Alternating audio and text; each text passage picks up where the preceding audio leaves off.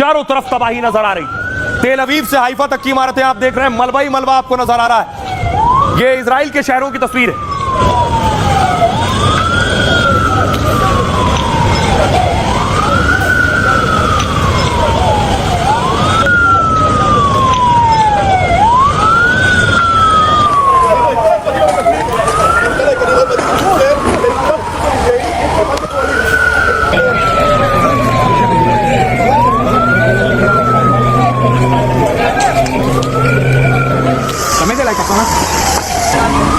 मौके पर रेस्क्यू की टीम पहुंची है, रेस्क्यू टीम लोगों को बचाने पहुंची है। सब रिहायशी इलाके हैं, घर हैं लोगों के जिस पर ईरान ने हमला किया है। पूरे शहर को किस तरह मलबे में तब्दील कर दिया है। गाड़ियों का हाल देखिए जरा। पहली बार ईरान ने इस मिसाइल का इस्तेमाल किया। ईरान पहले कह चुका है उसने अभी अपने सारे हथियार निकाले भी नहीं है। 30% हथियार निकालने, 70% बचे। यह वो मिसाइल जिससे हमला किया है। सबसे खतरनाक मिसाइल खैबर यानी खुर्रम शहर कहते हैं, इसे दाग दिया है। इसकी 2000 से लेकर 2500 किलोमीटर रेंज है इस बैलिस्टिक मिसाइल की। साथ ही इस चालबाज मिसाइल ने इजराइल के 14 शहरों में तबाही मचाई। एयर डिफेंस को चकमा देकर हमले के लिए ईरान ने इसे बनाया।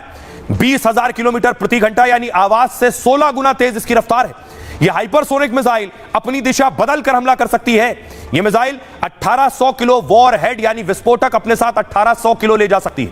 खैबर मिसाइल में MRV तकनीक का भी इस्तेमाल किया गया है, यानी एक मिसाइल अलग अलग दिशाओं में विस्फोटक गिरा सकती है। एक मिसाइल से वो हाइफा, तेल अवीव दोनों को हिट कर सकती है। ईरान ने ऐसी 36 मिसाइलों से इजराइल पर अटैक किया और इजराइल के आयरन डोम जैसे डिफेंस सिस्टम भी इसे नहीं पकड़ पाए। जिस मिसाइल से ईरान बदला ले रहा है वो उसके एक शहर के नाम पर है। और 7वीं सदी में मुस्लिमों ने यहूदियों के किले को जीत लिया था।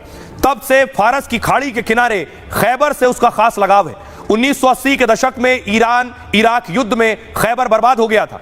ईरान ने खैबर को फिर से बसाया और उसके नाम पर इस मिसाइल का नाम रखा है। सबसे लंबी दूरी की ईरानी मिसाइल ट्रक के लॉन्चर से भी दागी जा सकती है, मतलब खुर्रम शहर ईरान में कहीं से भी छोड़ी जा सकती है। इस मिसाइल का नाम खुर्रम शहर भी, और पूरा इजराइल और मिडिल ईस्ट में अमेरिका के एयरबेस इसकी जद में आते हैं। सुनिए जरा इस अटैक के बाद क्या कुछ कह रही है IRGC यानी ईरानी सेना।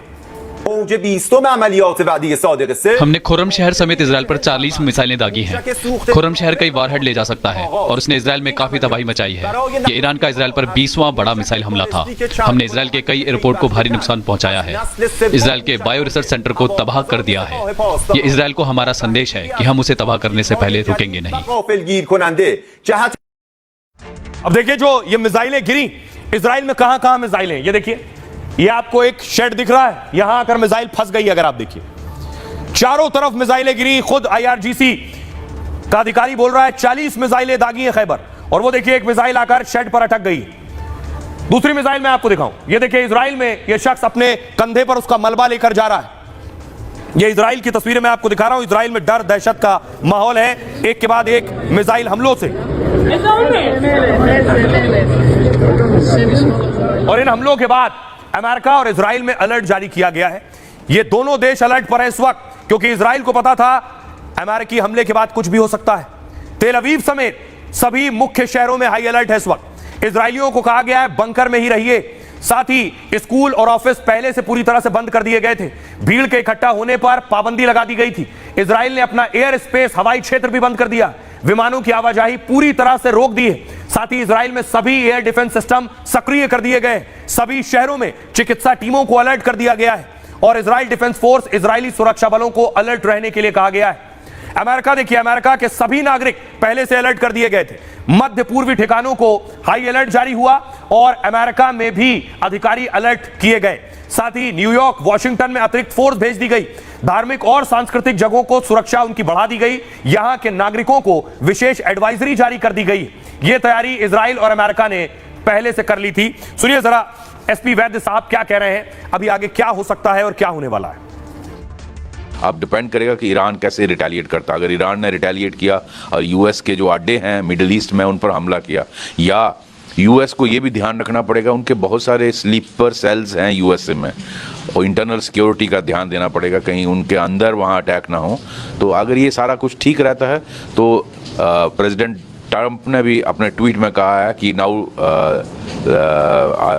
Now is the time for piece, but I don't know कैसे ईरान रिएक्ट करेगा। अगर ईरान की तरफ से रिएक्शन हुआ तो ये जंग बढ़ भी सकती है।